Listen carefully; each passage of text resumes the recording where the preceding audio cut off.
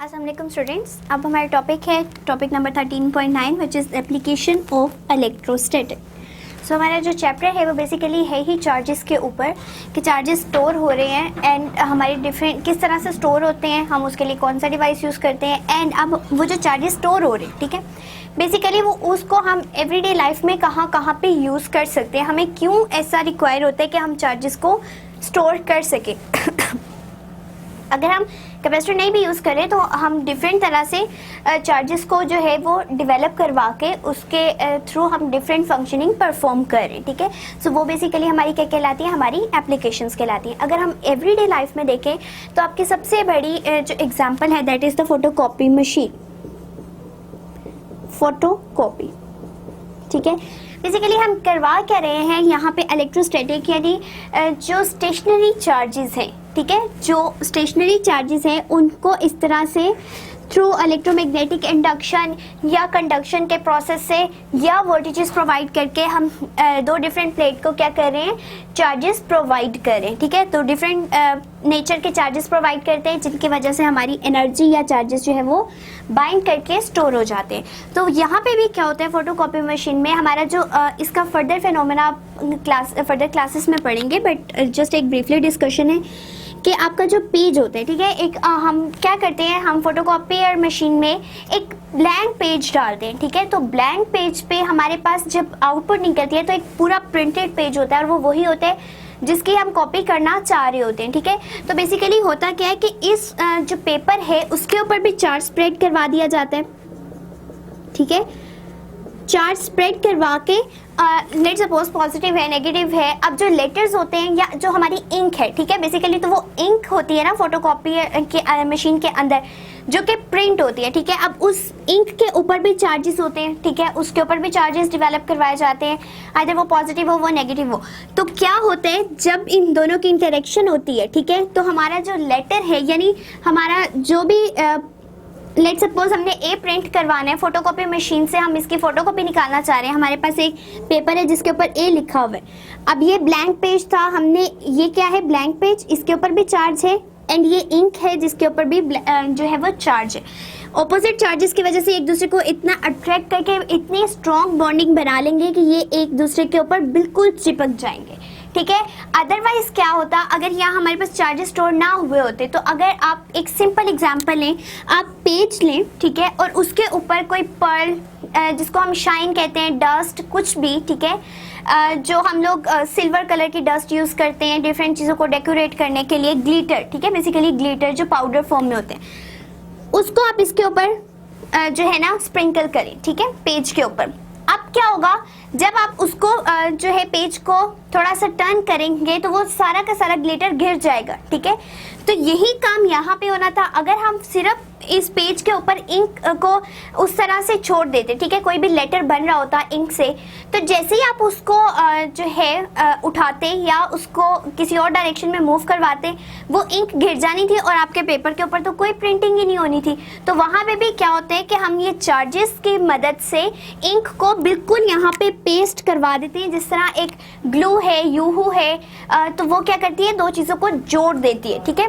तो यहाँ पे जो चार्जेस हैं बेसिकली वो इसीलिए डेवलप करवा के उन दोनों की बॉन्डिंग इतनी स्ट्रॉन्ग कर दी जाती है ताकि हमारे पास जो कोई भी इंक है, कोई भी चीज़ है, वो बिल्कुल उसके ऊपर चिपक जाए, ठीक है। तो हमारी फोटोकॉपी मशीन में भी क्या यूज़ हो रहा है, हमारी एप्लीकेशन ऑफ इलेक्ट्रोस्टैटिक यूज़ हो रही है, ठीक है।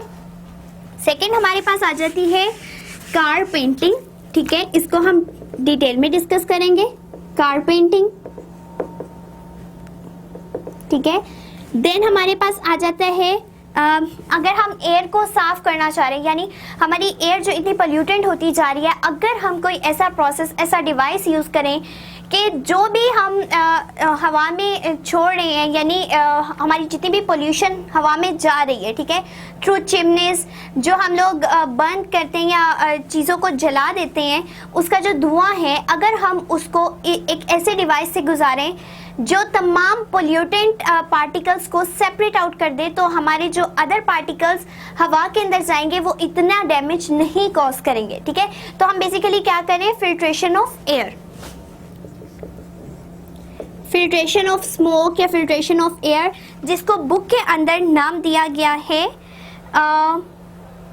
Extracting dust from dirty carpet या एक्सट्रैक्टिंग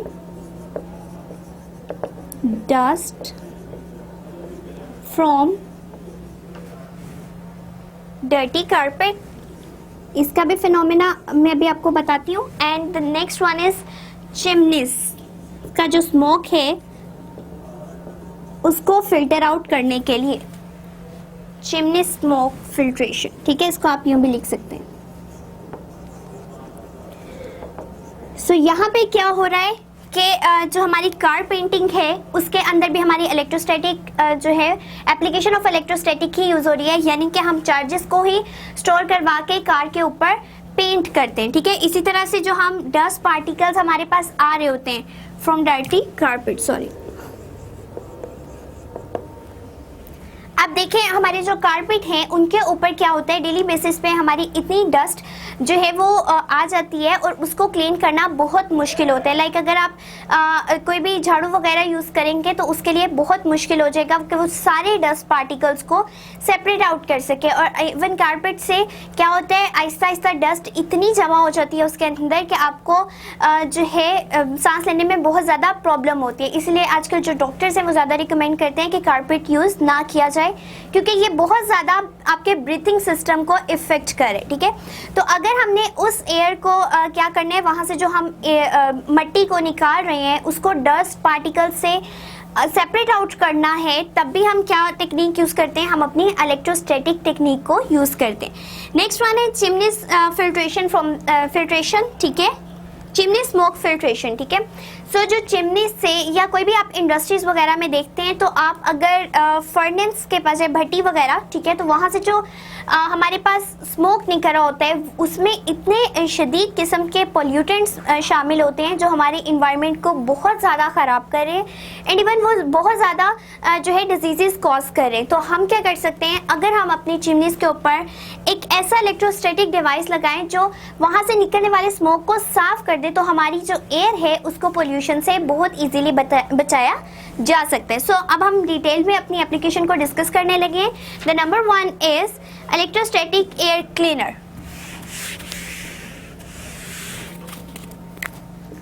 इलेक्ट्रोस्टैटिक एयर क्लीनर,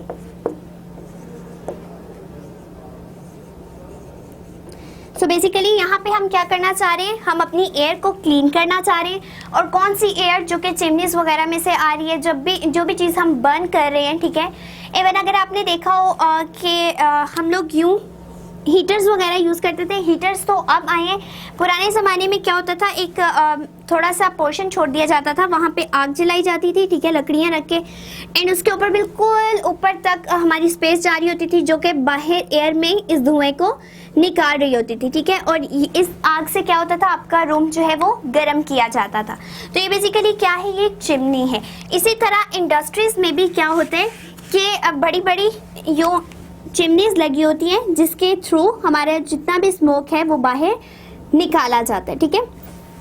अब हम यहाँ क्या कर रहे हैं कि वो जितना भी स्मोक आएगा वो क्या होगा, वो बहुत ज़्यादा पोल्यूशन कॉज करेगा जब हम एयर में उसको जो है जाने देंगे, ठीक है। तो हम बेसिकली क्या करना चाह रहे हैं, इस पोल्यूशन को तमाम को रोकना चाह रहे हैं ताकि हमारी एयर जो है वो ज़्यादा से ज़्यादा क्लीन रह सके, साफ़ रह सके।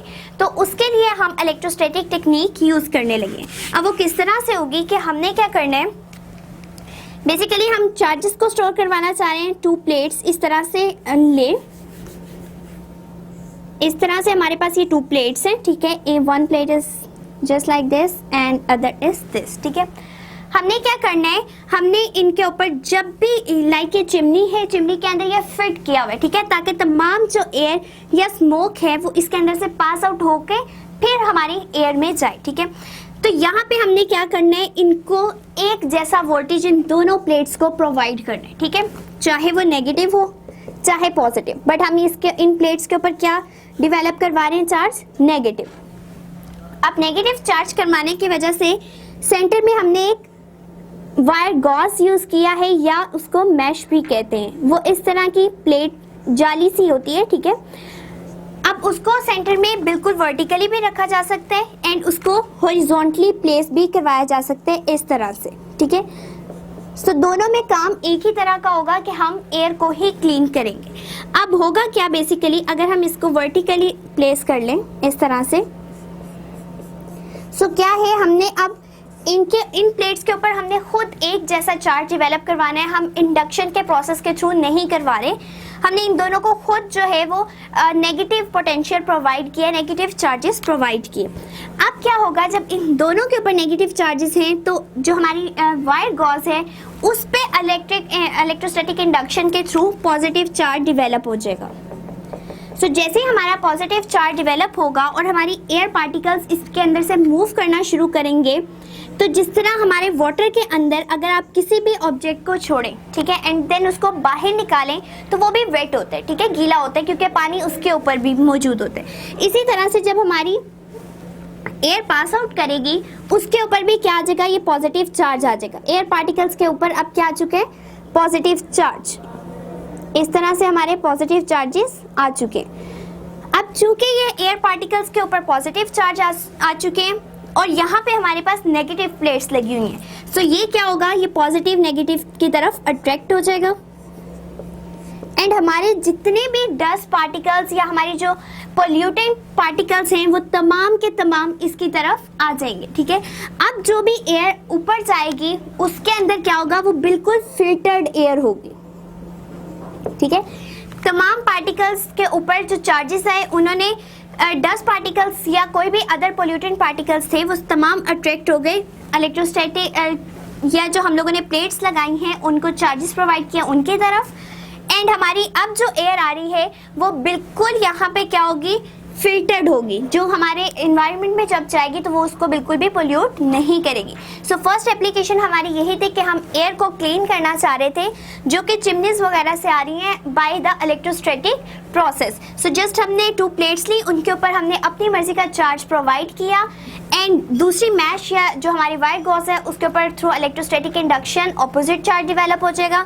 जब हमारा स्मोक या एयर पास आउट करेगी उसके ऊपर भी सेम चार्ज आ जाएगा जो कि वायर गॉज पे है एंड देन वो अट्रैक्ट हो जाएगा प्लेट्स की तरफ और हमारी एयर जो है वो बिल्कुल फिल्टर्ड हो जाएगी। सो ये थी हमारी फर्स्ट एप्लीकेशन।